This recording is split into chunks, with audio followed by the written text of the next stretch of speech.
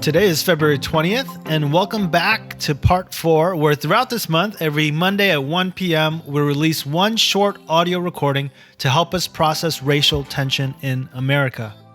In today's episode, I want to draw the curtain back and get a bit personal and vulnerable and let you in about why the conversation around race is so hard for so many pastors to have, and then close by providing 3 practical suggestions I have tapped into to move forward.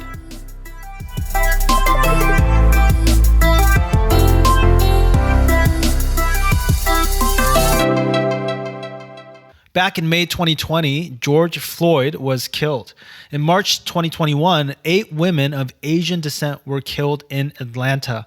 Both times, I was in rooms with pastors processing through what should we say, what can we say, and how should we say it. And for the sake of brevity, let me just provide 3 overarching reasons why it is so hard to have conversations around race, not counting the extreme right or left. Number 1, I have analysis paralysis. In other words, I have found myself thinking I was never trained on racial reconciliation, systemic injustice, and don't fully understand how what happened on Wednesday ties not only into what happens on Sunday, but in forming a faith community. Additionally, I'm not only overwhelmed with the information, but when you add on my weekly scope of responsibilities, I feel paralyzed. Reason number 2, I'm afraid. I recently read a quote by Upton St. Clair that touches upon part, but not all of the fear. It reads, "It is difficult to get a man to understand something when his salary depends on his not understanding it." Meaning, if I say something, I might lose my job. Or if I say something, it will be misconstrued. Or if I say something, I will lose lifelong friends. Or if I say something, I will lose church members.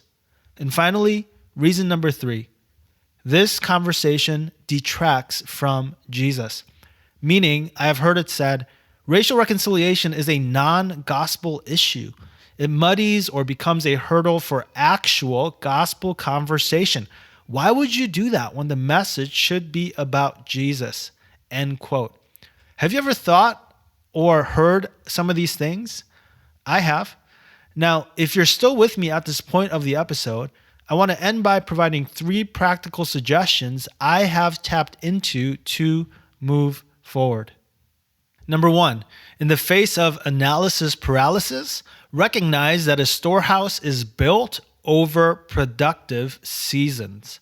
By definition, a storehouse is a building or repository full of abundant supply. The abundant supply, be it physical objects or, in this episode, cultural intelligence, is built over productive seasons of conversation, self-learning, and relationships. Number 2, Franklin Roosevelt is quoted as saying, "Courage is not the absence of fear, but rather the assessment that something else is more important than fear." Let me say that again. Courage is not the absence of fear, but rather the assessment that something else is more important than fear. End quote. If you're a Christian or even a pastor, you must ask yourself, and I had to ask myself, is racial reconciliation more important than our fear, no matter how legitimate that fear might be? Number 3, what we are saving people from is what we are saving them to. Said in another way, is the gospel that we are offering only individualistic salvation, or does it also include the application of communal restoration? In American Christianity, we love John 3:16 and Romans 5:12, and for good reason, and I love them too. But we cannot forget, and as I expanded my storehouse, I came to see that racial reconciliation and communal restoration were a part of, for example, Ruth's story, a Moabite woman being invited into the genealogy of a Jewish Jesus, and the Ethiopian eunuch in Acts 8, and the Hellenistic Jews in Acts 6, and Peter when he was discriminating against non-Jewish people in Galatians 2. Jesus not only saved people from eternal condemnation, but called them and us to become agents of earthly restoration. So, what is stopping you today from continuing on or starting your journey?